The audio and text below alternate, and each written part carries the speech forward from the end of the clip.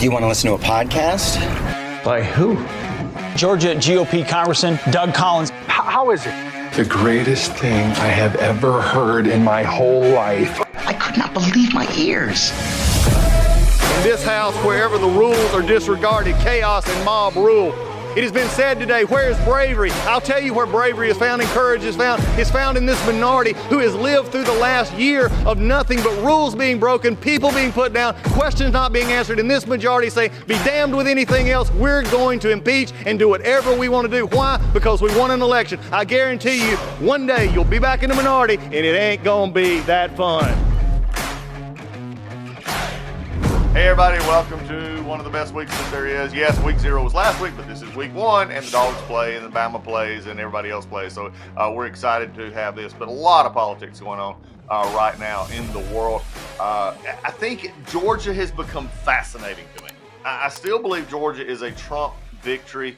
It's still real tight. I think Harris brought back in a lot of the Democratic base that was very disenchanted. And I had an interview yesterday, and I appreciate y'all so much going to the DougCollinsPodcast.com and hitting that email button and sending me your comments. I appreciate them so much.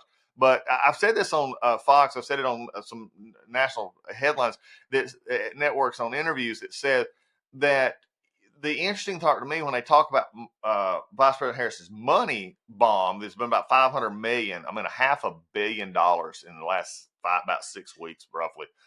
It just showed me how much money was sitting on the sidelines that did not want to give anything to Joe Biden.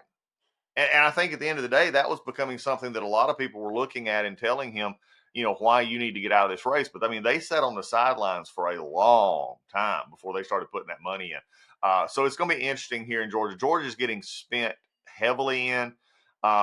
It's a very much of a pivotal state for both of the campaigns. I think Trump still has the advantage, especially when they start getting focused here in Georgia a little bit more. They've been here, and I think Vice President candidate Vance has been in South Georgia. Of course, Donald Trump's done multiple rallies here. I think you'll see a few more of those. Maybe not as big a rallies, but you'll see him in and out of the state.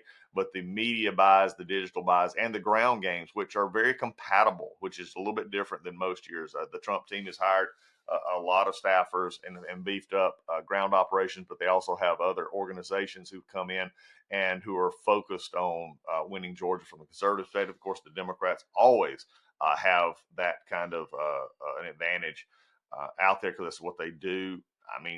I've said this before. You've heard me on this podcast. Folks, Democrats believe that elections are every year. Republicans believe they come every 2 years. And I think that's a big difference, and maybe something we'll explore sometime on the podcast. So anyway, that's a lot going on here in Georgia. Vice President Harris is in South Georgia starting today. She's actually doing her first interview, but she can't even do it by herself. She's got to have her teacher with her, vice presidential candidate. They're going to sit down together and do an interview. And this is just mind-blowing to me. If she can't do an interview by herself, what can she do by herself? I don't know if she's wanting to be president of the United States. Anyway, today on a special edition of the podcast, we're going to have a question and answer session. James, our wonderful Friday's Finest co-host and producer, came up with the idea of just random questions that people out there have wondered. And I'm going to do today, we're going to take some time and I'm just going to answer questions, and just as if this is an interview on the podcast, but I think it'll be helpful. And if you have any other questions you'd like to have, go to the DougCollinsPodcast.com, hit that little email button and send them to us. And we may do this again later in the election cycle. So for now, we're going to take a quick break, and coming back, we'll have question and answer time. You might have heard Mike Lindell and MyPillow no longer have the support of the box stores or the shopping channels as the way they used to. They've been part of the cancel culture, so they want to pass the savings directly on to you by having a $25 extravaganza. When Mike started MyPillow, it was just one product company. With the help of his dedicated employees, they now have hundreds of products. Some of you may not even know about that. So to get the word out, I want to invite my listeners to check out the $25 extravaganza. 2-pack multi-pillow use MyPillows are just $25. MyPillow sandals, $25. There's 6-pack of towel sets, $25. Brand new 4-pack dish towels. You guessed it, just $25. And for the first time ever, the MyPillows with all new Giza fabric, just $25. All orders over $75 will see free shipping too. This amazing offer won't last long, so go to mypillow.com and use the promo code Collins, that's COLLINS, or call 800-986-3994 today. That's promo code Collins. Hey, inflation's at a 40-year high. The stock market looks more uncertain than ever. The new central bank digital currency is on its way and could be the government's ultimate surveillance tool against Americans. It looks like the government is playing games with your savings and retirement. So what are you going to do to help protect yourself? Did you know that you can have physical gold and silver into your IRA or 401k with zero tax or penalties? Millions of Americans are doing this right now for protection, and you should think about it too. The company I trust and recommend is Preserve Gold. They will go all over your options and make sure the process of acquiring precious metals is simple and easy. So if you're looking to help protect your retirement with a trustworthy company, request your free investment guide from the experts at Preserve Gold. Preserve Gold is accredited by the Better Business Bureau, and they have hundreds of 5-star reviews, so you know that you're in good hands. Just text Collins, COLLINS, to 50505. As an exclusive offer for my listeners, they'll get up to $15,000 in free gold and silver with a qualifying purchase on a retirement account rollover. So don't wait. Text Collins to 50505 today and get your free gold and silver investment guide and take the first step. Again, text Collins to 50505 to get your free guide from the good people at Preserve Gold.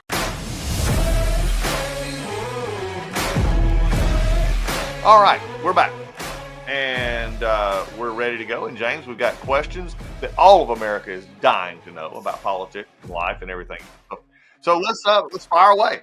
All right, let's talk about this election here. All right, so obviously the election's 70 some odd days away? 69 now. Of course. Okay, so I was close. So there are some obvious, very extreme major issues. First one I want to talk about is the inflation rates, right? Yep. I mean, that's probably the number one thing on America's mind right now. Am I wrong? I agree. So this is kind of a two-parter, but I think we both know the answer to this, but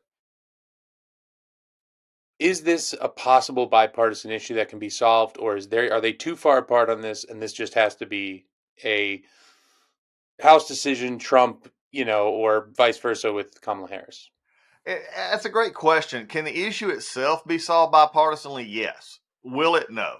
Right. Not in an election year. And I think that's the interesting part here, because really I need to break something out. And you made a great point about inflation being a number one issue for voters, except there's just one, I think, caveat we have to add to that. 45% of both sides are about settled in, and they don't really care. They know their side will, quote, solve it, even though the Democrats actually caused it. I mean, this is the most amazing thing in the world. The Democrats, Biden and Harris, went out and dug the hole in the middle of the night, and then come out and asking us to help pay for filling up the hole. I mean, that's really what has happened here. But their base doesn't see it that way. Their base wants the money spent out of Washington, and so look, you're not going to get a change there. Of course, on the Republican side, the Republican side is pointed to the hole that you dug last night and said, look, you can't fool us into thinking that we should actually have to, pay for this. We want to get out of this, increase energy production, lower costs, provide more jobs, get the interest rates down, those kind of things. So in the election year, these things are not going to get solved. In the longer, what I'll say more altruistic world, yes, it could be a bipartisan issue of working on the economy and getting our debt down, getting our spending in control in Washington. It can happen, and we actually did that for a while. And if you go back as far back as 25 years ago, they actually did a balanced budget. I think that's fantasy land right now in many ways, that what you see of people wanting to do that, because Democrats are not voting for it and Republicans can't come together to get a solution. But where it affects, James, and I think this is a great question for most Americans who are just sort of what I'll call the drive-by media. They look at it when they can, they read the paper, or they'll see something on post. Is this will be, is it going to affect them in these last 60 plus days to say, look, I'm tired of paying $3.50, $3.65 for diesel. I'm tired of paying $2.25, $2.50 for gas. I'm tired of paying more for eggs. And remember, Biden and Harris will tell you that it's, we were only up, 2% inflation or 2.9% inflation, but it's already up 20%. That's year over year. That's not going down. So there's been no deflation in this process as well. So that'll be a key. That'll be a great question for us to come back and talk about in, say, what October 1 time frame, and to see if the polls are moving at all at that point. Well, I mean, first of all, you were saying $2.50 for gas. I'm in Washington, for the record, $4. $4, yeah. For regular. Yeah. Regular, Doug. Yep. And again, the West Coast is It's a little different, yes. Yeah, I had a friend of mine. I was at an event in California about 3 years ago, and we were out. Of course, California's coastline is beautiful. I mean, it's a scenic state that has just went to basically pot in the last little bit, and the old saying goes in the South because of taxes and everything else. And these guys who were in business out there, they were doing it, and they were laughing and sort of sadly laughing, but they were laughing and saying, "Look, we've just come to a realization now that this is like going to a resort and paying a resort fee. That living in California, you're having to pay these higher taxes, and they call it a resort fee. It's crazy prices. It's just how they've been now programmed to not know this isn't normal." Yeah, if you leave, like, obviously I've lived in Texas for a few years. You leave Texas and you're like, oh, this is what the rest of the world is paying. Yeah, here we go. Even Butte, Montana, I mean, gas was cheap. It was, anyway, I'm not going to get into all that. But, yeah, and I think the other part of this is that the pandemic prices went so skyrocket that anything coming down from that felt like some sort of relief, but that really wasn't the relief, because 2019, 2018, 2017 wasn't that bad. But exactly. All right, so here's probably the second biggest question on Americans' minds, has to do with the border. I know that this is a big issue for you as well. Obviously, the legal process of getting into America is not easy, and I don't think it should be easy for anybody to get in anywhere, in any country. Right. That's kind of the point. You got to earn it. However, because of that, people are just flying on over here, and it is obviously a little bit out of hand. I don't think this is if you're Democrat or Republican, you don't, how do I put it? You can see that there is an actual crisis at the border. Like, this isn't an issue of right and wrong. You can just see there is a crisis at the border. Yeah.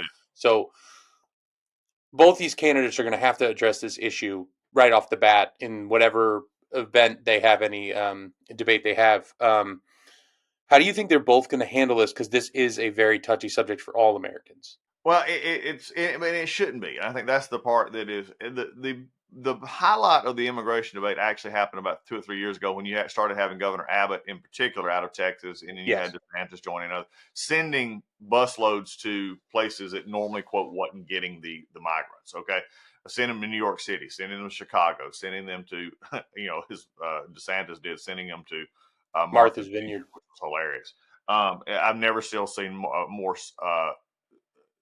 happy face than the lady patting the guy on the back saying, "Y'all take care now," sending him with a sandwich onto a bus to get him out of Martha's Vineyard. Right. I mean, that's the liberal epitome of bless your heart and get on that bus and get out of my life. So it's become real. And here's my problem with the Democrats on this. We disagree firmly, okay? And I'm not even giving an inch on the fact that you got to have a border policy that allows legal immigration but not illegal immigration. You've got to deal with that. They've just opened it up. But what they're not being honest about is the reality of where these people are going, and the reality of the fact that they're the ones that have now allowed the cartels to let the federal government finish their contracts. All the while, they've been bringing them up through Mexico and Central America, and raping the girls and the women, and putting submission, into the, slavery, basically, into the young boys and men, and then just threatening them with, all kinds of stuff. And look, it's even flowed now into legal immigration. I was talking to some folks the other day, H-2 workers, which you see in agricultural workers, H-2A, H-2B workers. They're now getting threatening texts or emails from cartels that if they don't send part of their money back, that they're going to take it out on their families. Now, this is legal immigration that we're talking about here. So the cartels have got their hooks into everything, and just the literal nonchalant attitude of this administration to that is just mind blowing to me. Well, that's what I wanted to ask you, Doug, because they're going to have to address this, and it's been their administration that we've seen a lot of Yeah. The most activity I've seen in my lifetime, arguably, maybe Bush era. I was a kid, but yeah. So that's why I was curious how does because for Trump this is an easy answer for him, right? He's like, we have to just make stricter border rules. That's it, right? Yep. Whereas like Kamala Harris has to find a way to appeal to her base, but I still think some of her base is like, hey, is there like an actual solution to this? Yeah, her hardcore left base doesn't care. And here's an Right. interesting thing: just in the last 48 hours, Harris has actually, said, that they would be open. And again, I'm really getting concerned about the Harris campaign in the American public because they're saying stuff they have no intention of ever doing, and they're just flat out bullcrapping. Okay, I'll be nice here on the podcast, but she's this idea of lowering taxes on the middle class. She's already said she's let the Trump tax cuts go away, which means that everybody is basically going to get a tax increase. She's already said she wanted to raise the corporate tax, and again, everybody hears about corporate tax, and the problem is if most of our small businesses are corporate entities that either pass through entities, which means that they pay an individual rate, or they pay a corporate rate.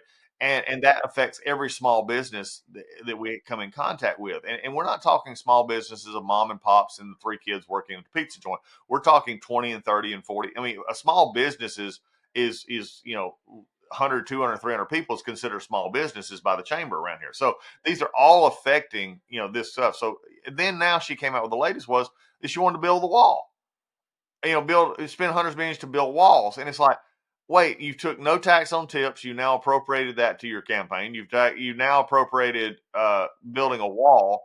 Her far left base either has to be going completely bonkers, or they're sitting back laughing, saying there'll be some people who actually believe she'll do that, and we're going to get the most liberal, one of the most liberal presidents we've ever had into office. Right. She ain't going to do a darn thing about anything she said. So that's your problem, is people don't understand the brutality of the border. And, I've had Tom Homans on here. I've had on this podcast multiple times. We've had others who talk about the just brutality of what's happening to these and folks. who see it firsthand. Exactly. And we've also lied about who's coming across the border.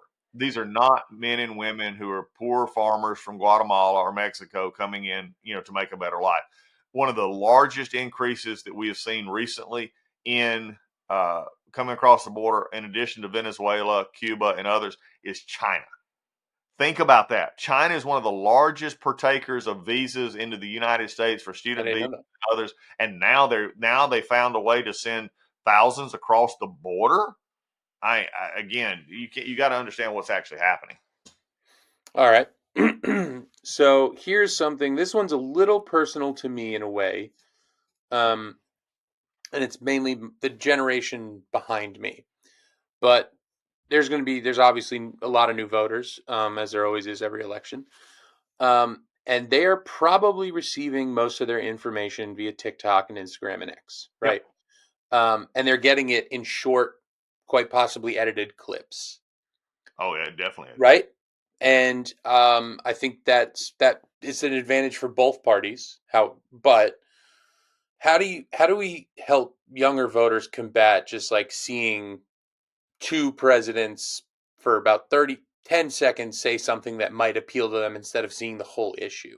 Well, you've hit a deeper issue that we've actually touched on the podcast before, James, and that's the educational system that we're currently in. And I'm not, you hear it all the time. You're just reading, writing, and arithmetic. That's what we need to go back to. Well, no, there's a deeper meaning there that goes back to we're not encouraging critical thinking.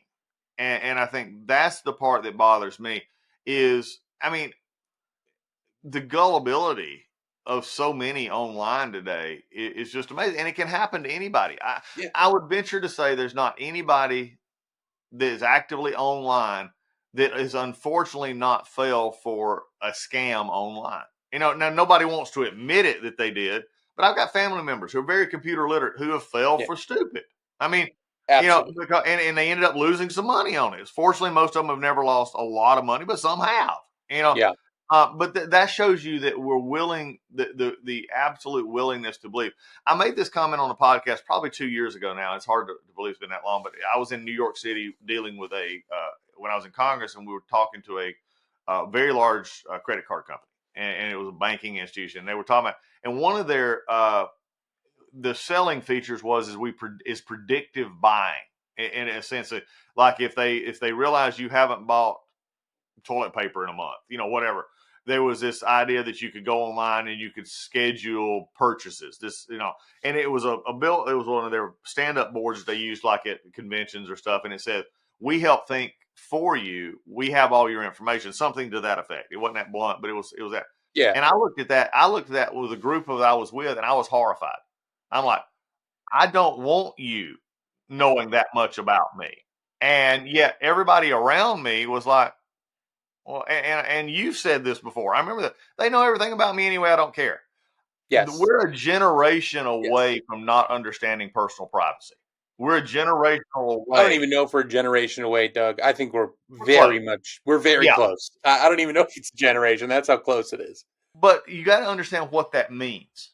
And I think, look, I get it in purchasing, and I get it. You like to go to Amazon.com and it gives you 4 rep preferences, or you go to Google and it gives you, hey, have you tried this? But what that means is that data is now become the gold of the gold rush of California in the 1800s. Okay. That data, and this is why people say, well, what was so bad about a weather balloon from China going over the U.S., or what's so bad about having Chinese surveillance companies actually own the cameras at ports up in New Jersey and everywhere else? What's so bad about, China owning 20,000 acres of land a half a mile from an Air Force base? I'll tell you what it is. It's the data. And the data, think about this, that weather balloon flying all across the country. And by the way, it happened to just fly across our missile silos and everything else, main bases. They're picking up weather information. They're picking up wind information. They're picking up topographical information. They're also looking at, patterns. I mean, think about this. They have China, others have sleeper cells in this country who are literally watching the movements of traffic flow. They're watching this kind of stuff. Now, I'm not also stupid enough not to believe that we're not doing the similar things to some of our enemies. Let's just be frank. This is not naive Doug here, okay? But we also got to admit it. But most companies, most countries don't want to see you come in. So I think to me, it's the naivety of, believing what you see on the internet, but also not having the civics background or the understanding of what isms are. I mean, you go to the average 20-year-old right now, they couldn't tell you what liberalism, communism, fascism, or conservatism is. Right. But yet we throw those terms around like they do. They probably have a lot of different answers to those because they're hearing it from different people online, right? You hear socialism. Socialism's obviously one that comes up a lot. And I don't think people actually know what it is.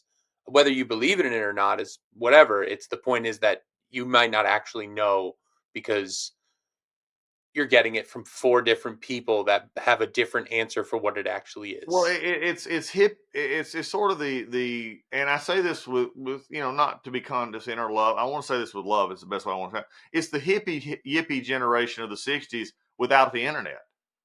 Okay, think about this for a minute. Yes, 100%. Can't we all just get on? What we need is love. Yeah. Dun, dun, dun, dun, well, it's not realistic. Yeah, but they didn't have the internet reinforcing that. You know, they didn't have mainstream media. Didn't reach as many people. Exactly. Well, they didn't have mainstream media telling them, here's what people died for communism. Nobody just willingly gives up everything they have to everybody else and everybody just happens. They don't tell you what happened in Venezuela. Again, Venezuela is a case study of what can happen with low information voters. Okay.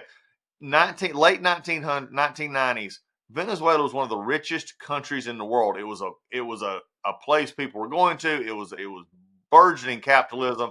I mean, everything. They had oil. They were wealthy. They had all this going on. And then basically the communists came in and said, that they convinced them little by little in about 2 or 3 year period to where now they are absolute, just disastrous train wreck. Dumpster fire there right now. And so but nobody tells you that's the reason unless you're from Venezuela and you've heard the stories. Our news sugarcoats because we have this idea, and it started out of the Obama administration. And I know this sounds bad. You're blaming Obama for everything. No, I don't blame Obama for everything. He's got a lot of bad things, but he made this statement up that we're we're not above anybody else in the world. We're just part of the world. And the minute you take American exceptionalism out of the equation, and to where that we're no better than anybody else, and that and I'm going to say this, and bear with me here. I believe America has a great responsibility to the world, but you cannot convince me a small country in Europe or Africa or Asia has the same value status, the same influence status as America. They just don't. They don't with China. They don't with Russia. They don't with the Great Britain. They don't with Right. Australia. We all have to work together. And what keeps them safe as a country is that we, as bigger countries, don't absolve them. We don't take them out.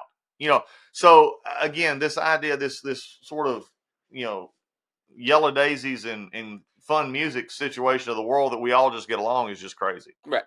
All right. I have two more questions, and they're not too far apart from each other, but I'll ask this, I guess. Okay, this one sort of attaches to what we just talked about, but because of these clips, you're seeing a lot of the clips that are surfacing on the internet are basically just either Trump attacking Kamala Harris or Kamala Harris attacking Trump instead of discussing the actual issues. Yep. And that, now again, as a voter, like, maybe I don't want to vote if that's all I'm seeing. So I guess that's something like, how do we combat that as well? Like, where do we go to see, oh, this is what he's actually talking about. This is what she's actually talking about. Well, I think you actually have to go to, and I was talking to this with a group the other night, that, it was just 200 plus people, all mainly Republicans, conservative Republicans. And I made the statement, and I made this to others as well, that the problem we've gotten into is and it's not it's a habit, not a problem. Okay. We're going to go to wherever, I had old farmers say one time, where everybody's going to go where they get their salt licked. Okay. It's just where it feels good. Yeah. All right. So you're going to go to where you like the news. Okay. If you Correct. tend to agree with them, you're going to go to it. I have talked to people on my side, and that's the conservative side, a lot, saying, look, if you've never read the Democratic Party platform, you're not prepared. If you've never read Rules for Radicals by Saul Alinsky, you're not prepared. If you've not read the New Yorker magazine, if you've not read or listened to MSNBC for at least a little bit, if you've not read some of the progressive stuff out there, then you're not prepared. Think about this. We James, we're all happy and giddy. And by the way, we got Michelle Tafoya going to be on with us on Friday. Our podcast. Can't wait to have Michelle on.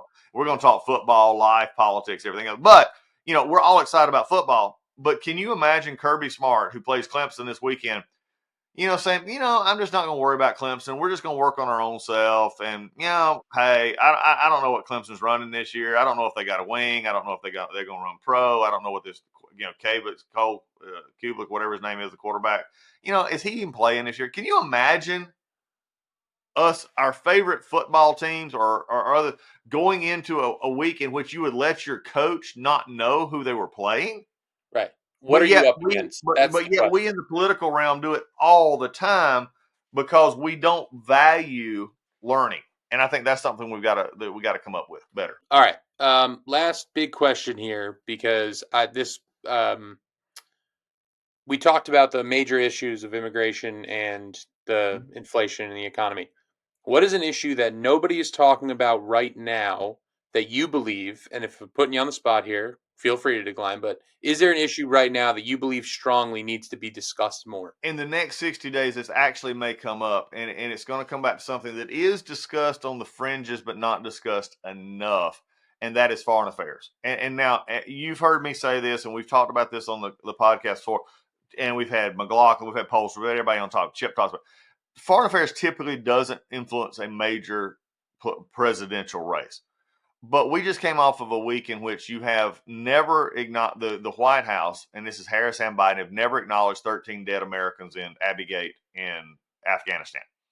They just ignore it. And Afghanistan has now become a Taliban stronghold again. The women are being subjected to cruelty and everything else. You see what's going on in Hamas and Israel, and you're seeing the pro-Hamas wing of the Democratic Party is pushing Harris to make promises for them, and that's affecting the quote vote in Michigan.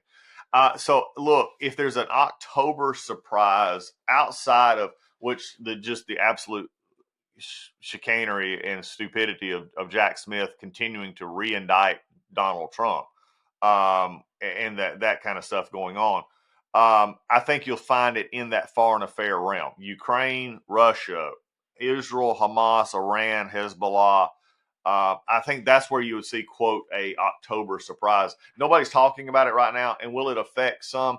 I've got one that I'm anxious to see how it plays out. And I don't know why, and I'm going to pose this.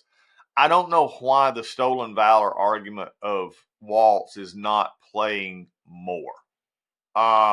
If you remember John Kerry's race in 2004, his, quote, stolen valor issue, swift boating, that kind of thing, destroyed his campaign. Just absolutely destroyed his campaign. Now, that could have been that we were in Iraq and Afghanistan, and we were, we're seeing, unfortunately, folks coming home in body bags, and Right. we were seeing that. And that could have affected it. And now we're not. Now we're in a, quote, time of peace. But, look, I don't view it as, and a lot of people say this stolen valor. I view it as an integrity issue. And I think that's a character issue Right. that sometimes we don't engage in. It's character wrong to say you did something, especially in dealing with the military, that you just didn't do. Okay. And when it could be proved wrong so easily, but yet we still double and triple down on it, and the media continues to allow it to happen. That, I want to say in some states like Georgia, Pennsylvania to an extent, maybe some others, is that an issue that could hit those 3 or 4% niche voters that may not like Trump, but they're conservative, they don't like Harris, but they're saying, okay, I'm trying to figure this out. What do I do?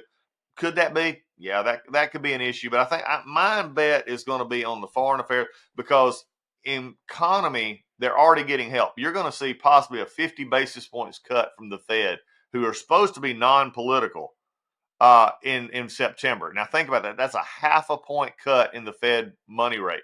And they're actually thinking they may do another 0.5 point in as early as October, November. If that be true, that's playing in the election. Okay, because there are going to be some people say, well, see, hey, all of a sudden my interest rate's coming down. If you have a variable rate loan, all of a sudden you might get a 0.25 point off your loan. So yeah, those are kind of things that I see as playing out there that are not talked about as much now, but will be in the next 60 plus days.